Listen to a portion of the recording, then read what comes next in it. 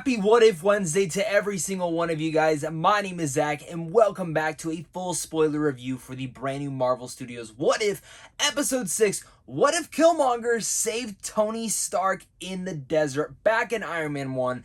This was one I was quite looking forward to because I love Michael B. Jordan as Killmonger. I knew we were going to get some Wakanda action, which I love Black Panther, and I also love Tony Stark and Robert Downey Jr., but of course not Robert Downey Jr. voicing him. A little bit off for me, but still, I got over it after a little bit of listening to his voice. But still, I was quite excited for this one. I'm sure many of you guys were as well. So if you guys are new here and you guys love being a geek like me, you are in the right place. So make sure to hit that like and subscribe button, as well as comment down below your guys' thoughts. I try to read and review and even write back to every single one of you guys by the end of the week. So leave your guys' comment down below on what your guys' thoughts are on this episode. And in general, what are your guys' thoughts on the entire What If show so far?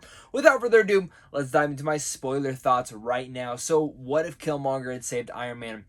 There was a lot of nice callbacks. You know, we got some Black Panther action. We even got some Age of Ultron stuff with Claw. And I thought for a second that maybe Ultron was going to come into those drones that Tony was making with Killmonger.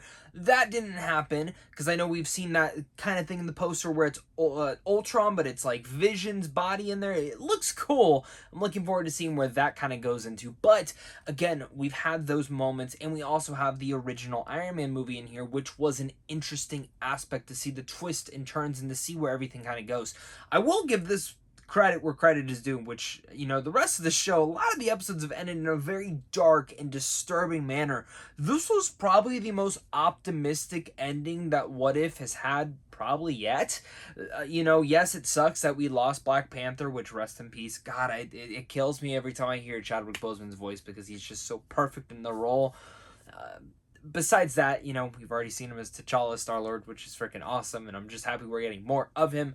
But even though we lost him, we lost Tony Stark himself, there was this whole roundabout idea of how Shuri went to Pepper Potts, and they had this optimistic ending of like, hey, we know who the true villain of this all is, and it's Killmonger. But that's what sucks about this. And, you know, I like the decision to keep him evil, but part of me was hoping that my boy Killmonger would remain good in some way, shape, or form, because I think I wanted that. I think he has good intentions for what he is, but he's trying to do it in a not so great way. And I think we see that as, of course, once he saves Tony Stark never went to that cave. He never was built to be a hero, and we see that as it's montaging through, of course, the first Avengers, and then Avengers Endgame, when he does the snap. That never occurred, that never happened. And, you know, it leaves it up to the future that if Thanos were to come down into here and wreak havoc again, who would be the one that takes that big snap? I think that's something that I would like to see progressed. And it goes down to my one big thing is that I do feel like, again, these What If episodes, a lot of them are so short. I think out of every single one of them, only 2 of them have actually warranted the short runtime. Other than that, these worlds are interesting, and I want to have them explored a little bit more, and I want to dive into these What Ifs even more as well, because I was a big fan of the What If comics back in the day. And, you know, some were really short, but some went for a little bit longer, and it's like, yes, I love this aspect, this little different pocket of the universe. Let's play around in there. And, you know, it's interesting for the most part, but I just still wanted a little bit more from everything kind of going on. And I just say that because I feel like the length of this could have been longer. You could have explored it. You could have dove into it. That's just me getting a little bit of nitpicky wise, but still, it was cool seeing Killmonger and Iron Man. They're working together, and then Killmonger calls out Obadiah Stane, and then he gets in trouble. He gets punched by Happy Hogan, and that whole thing's then they go to a party, and of course, Pepper Potts trying to do her diligence to figure out who is this Killmonger guy. Can't figure it out. This guy has a clean slate. Of course, hey, he gives Tony this idea, which just goes to show how smart Killmonger is from the beginning. He was playing every single card to get what he wanted. And, you know, by the end of it, we see that because they go to make a deal with Claw. And, of course, Claw does the whole thing.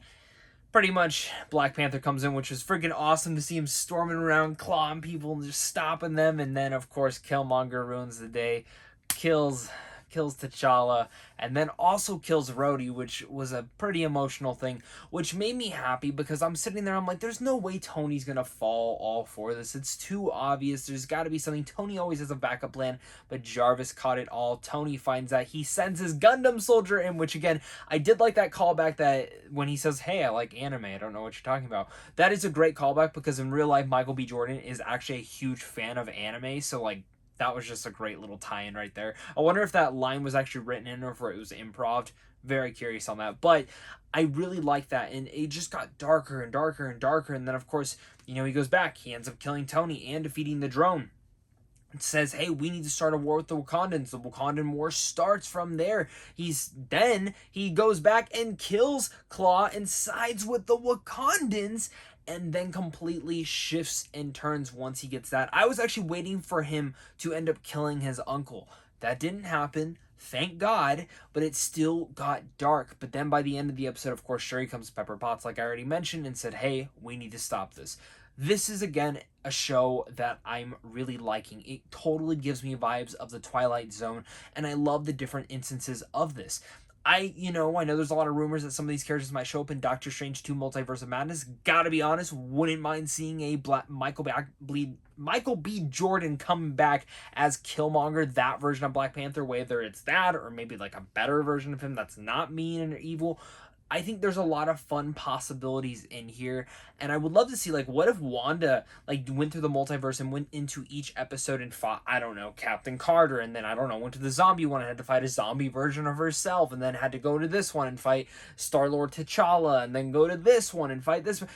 It would be kind of interesting. Just saying. I'm just throwing that idea out there. I love throwing theories, and I want to hear your guys' theories as well. Again, overall, like this episode. Didn't love it. Thought it was fun, though, and that's what I'm liking with the What If episodes. It reminds me of the Twilight Zone. If you're not old enough to know what the Twilight Zone is, think Black Mirror at the same time, different scenarios, different worlds, playing around in this whole entire thing and just having a bunch of fun. But guys, my name is Zach. Thank you so much for clicking on this and watching. You guys are seriously all the best. Hit that like and subscribe button. Comment down below your guys' thoughts, and I'll see you next Wednesday for the next What If Wednesday. So of course, until next time, stay classy.